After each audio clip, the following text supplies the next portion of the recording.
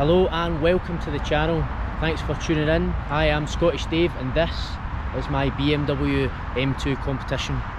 Purchased it last year.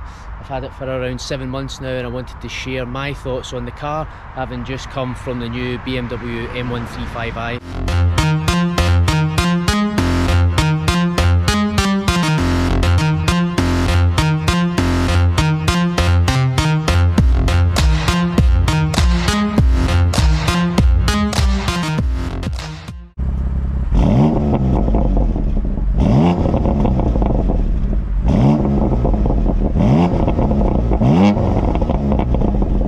What do I like about the car? Pretty much everything. I love the way it looks. I love those massive flared arches that you can see in the wing mirror. I love the wheels. Actually, it's the first time I've ever bought a car and not wanted to change the wheels, other than potentially getting the 763M wheels. I think that the car looks incredible. As I said earlier, I'm going to add some carbon touches, but I really love the way that the car looks.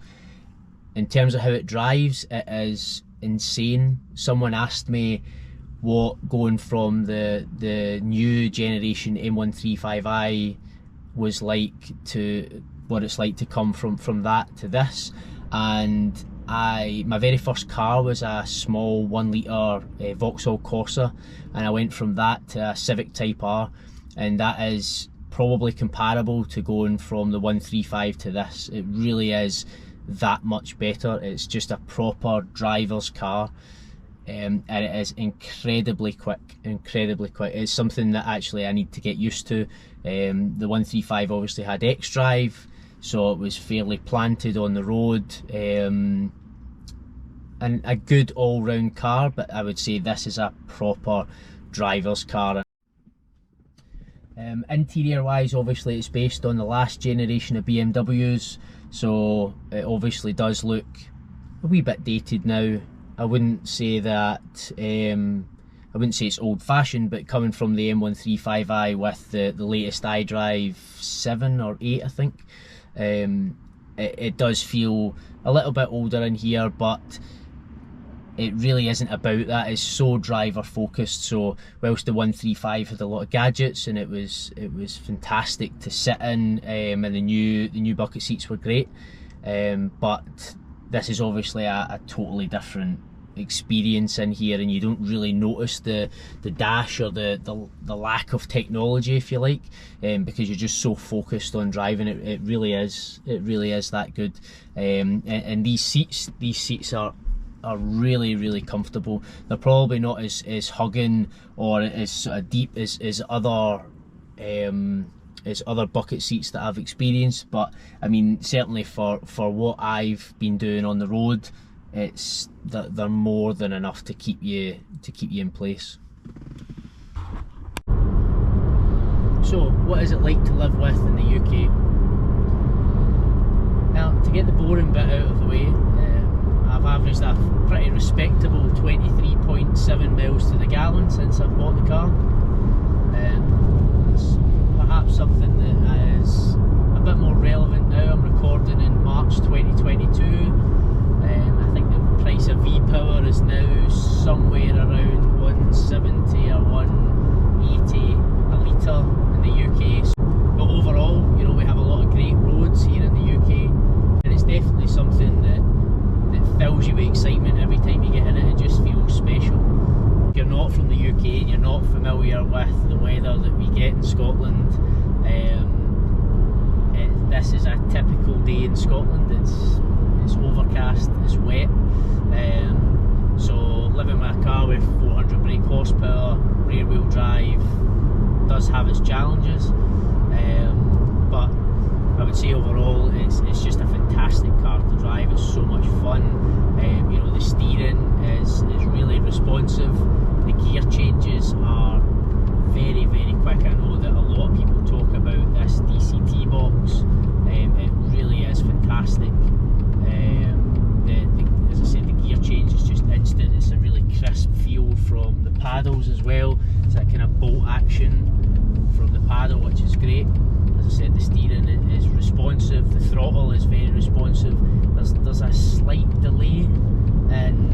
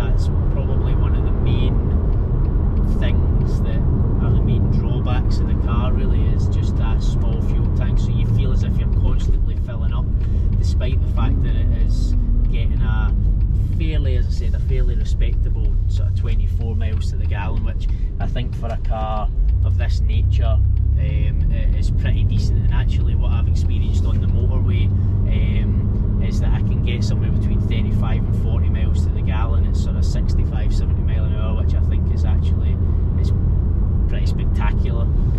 Obviously when you're driving in a more spirited manner, shall we say, that obviously drops quite a bit, but obviously that's kind of what this car was designed for.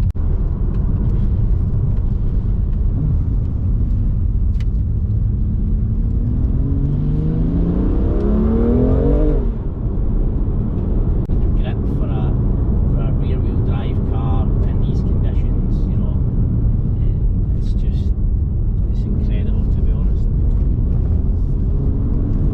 Just gives you so much confidence to keep pushing, and it will let you know if you're about to give. It definitely is. You feel that responsiveness in the steering. It gives you that feedback.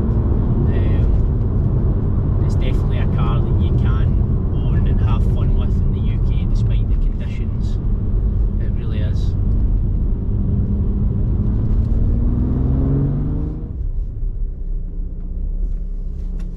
Thank you so much for watching, everyone. Please do like and subscribe and follow me on this journey. Cheers.